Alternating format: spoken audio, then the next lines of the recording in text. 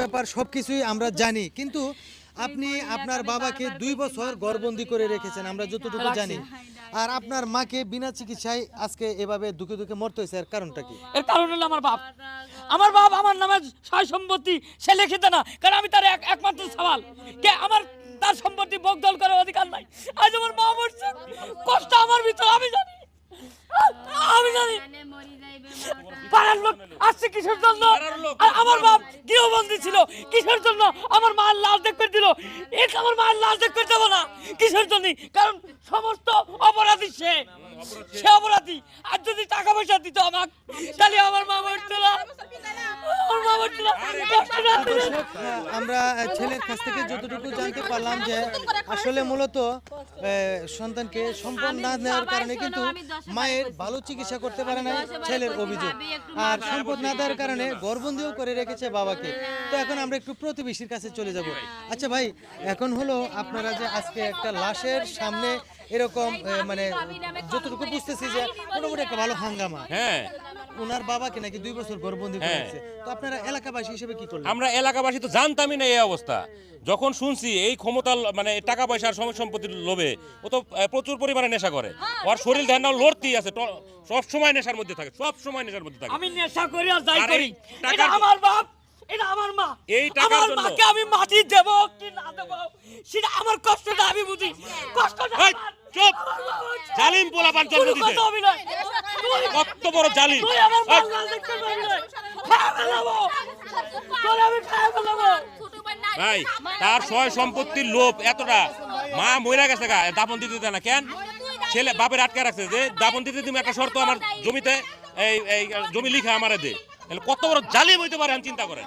আমরা এলাকাবাসী এসে বাপের মাত্র ছুটাইছি।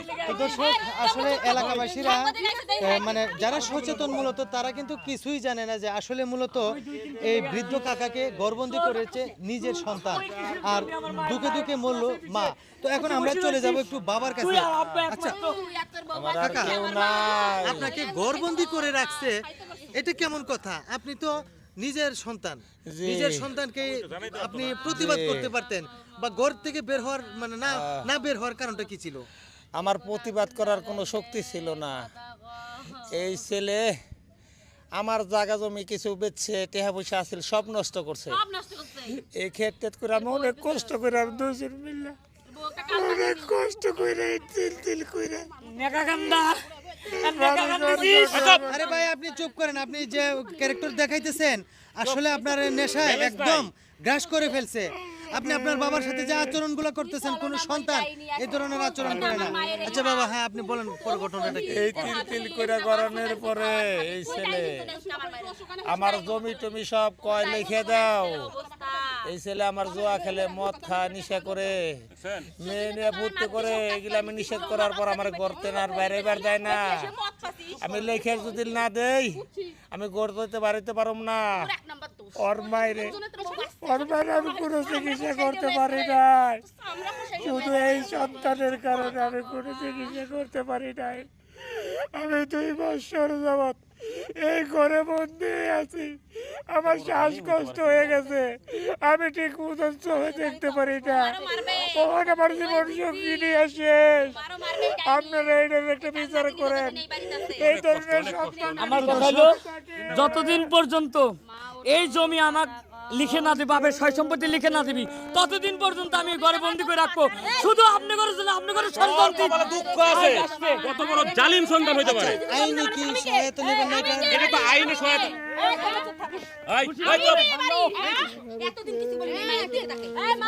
আচ্ছা দর্শক, আসলে ভাই বোনের এখানে একটা বিশাল ঝগড়া সৃষ্টি হয়ে যাচ্ছে।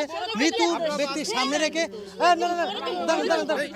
আপনারা কিন্তু ঝগড়া করতেছেন। একজন মৃত ব্যক্তি সামনে রেখে এভাবে ঝগড়া করা ঠিক না। আপনার শাশুড়িকে আপনি ঠিকঠাক মতো দেখাশোনা করেন না কেন? ঝগড়া কে করতেছে? স্যার আমি তো ঝগড়া করতেছি না, কারণ আমি জানি আমার শাশুড়ি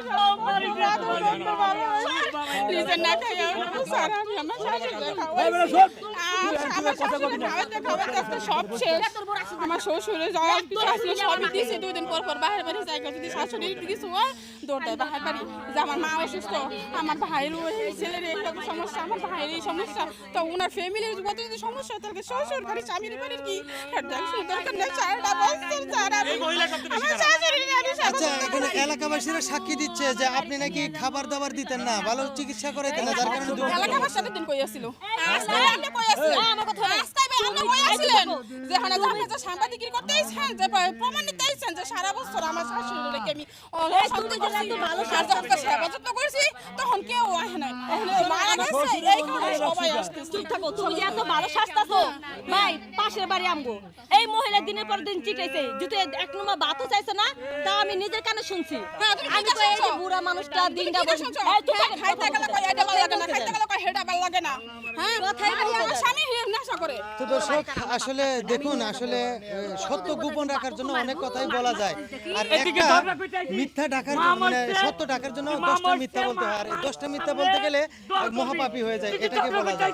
আইনি কি সহায়তা নেবেন? আমরা আইনের সহায়তা তো নিবই, আমরা পুলিশ খবর দিছি, পুলিশ আসবে।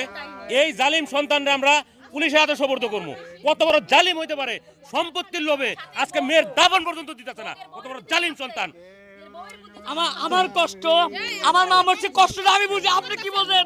ভাই আমি একাই দাফন দেবো, খারাপ দাদা পাবে, আমি বাড়িতে বাইরে বেরোতে বলো। ব্যালেন্স নাই ভাই, ওর ব্যালেন্স নাই। তো দর্শক আসলে আমাদের এই ভিডিওটা বানানোর কারণ হলো যে এরকম কিছু কিছু সন্তান আছে যে সন্তানগুলা নেশা করতে করতে এমনভাবে গ্রাস হয়ে যায় যে গ্রাস হওয়ার কারণে বাবা মাকে এরকম ভাবে অত্যাচার করে টাকা পয়সার জন্য।